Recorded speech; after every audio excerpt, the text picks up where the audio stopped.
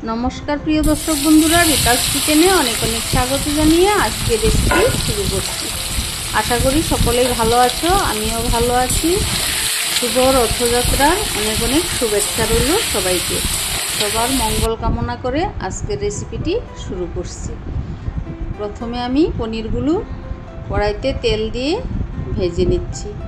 এবার আমি একটি শিলনোড়াতে কাজু, পোস্ত, গোটা জিরে, 1 টিস্পুনের মতো মগজ একসাথে বেটে নেব। দিয়ে দিচ্ছি 4-5টার মতো কাঁচা পাকা লঙ্কা, সব একসাথে আমি বেটে নিচ্ছি। এদিকে দেখো বন্ধুরা, পনিরগুলো ভাজা হচ্ছে। আমি এখানে নুনটা পরে দেব, নুন আর হলুদ গুঁড়োটা সবার লাস্টে দিয়ে নামিয়ে নেব। আজ আমি বানাচ্ছি শাহী পনির। সামান্য একটু হলুদ গুঁড়ো দিলাম, হলুদ গুঁড়োটা না দিলেও চলতো, আমি একটু দিয়েছি জাস্ট কালারের জন্য, পনিরটা যাতে একদম সাদা না হয়ে থাকে তার জন্য একটু হলুদ গুঁড়ো দিয়ে দিলাম। দেখতে ভালো লাগে না তাই দিয়েছি। এবার ভাজা হয়ে গিয়েছে, নামিয়ে নিচ্ছি। কড়াইতে তেল ছিল, সামান্য একটু তেল দিয়ে এবারে ফোড়ন দেব গোটা জিরে, দিয়ে দিচ্ছি 3-4টের মতো থেতো করা এলাচ, লবঙ্গ, দারুচিনি। এবারে দিয়ে দিচ্ছি 1 টিস্পুন ঘি। ঘিটা দিলে ফোড়নের গন্ধটা দারুণ আসে।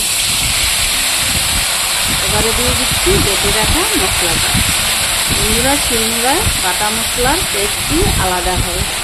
যারা শিলনোড়ায় বেটে খাওনি কখনো, একবার বানিয়ে খেয়ে দেখো, শিলনোড়ায় বেটে খেয়ে দেখো, অসম্ভব টেস্ট হয়।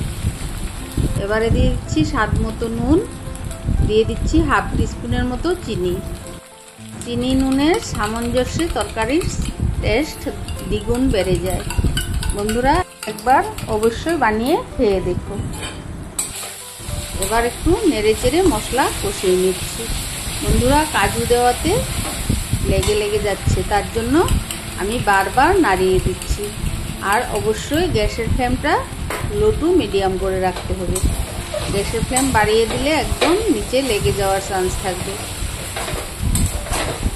বুঝতেই পারছো বন্ধুরা, কাজু দেওয়াতে লেগে লেগে যাচ্ছে, তার জন্য হালকা হাতে নেড়েই যাচ্ছি।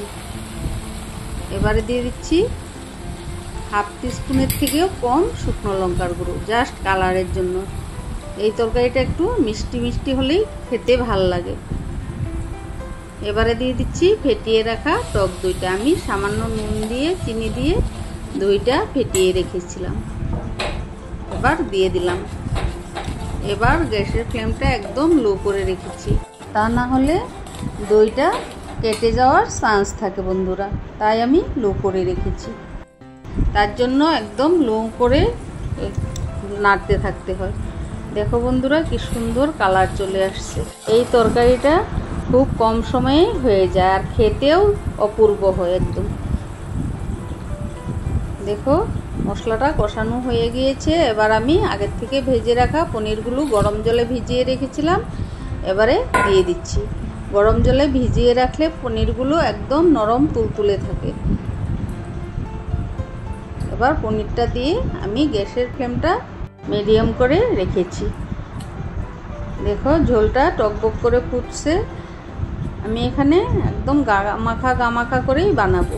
দিয়ে দিচ্ছি সামান্য গোলমরিচ গুঁড়ো, সামান্য শাহি গরম মশলা। এবারে গরম গরম সার্ভ করে নিলাম আজকের রেসিপি। সবাই ভালো থেকো, সুস্থ থেকো। ফিরে আসবো নতুন নতুন রেসিপির সাথে। আমার চ্যানেলটাকে লাইক, কমেন্ট এবং সাবস্ক্রাইব করে পাশে থেকো। ধন্যবাদ।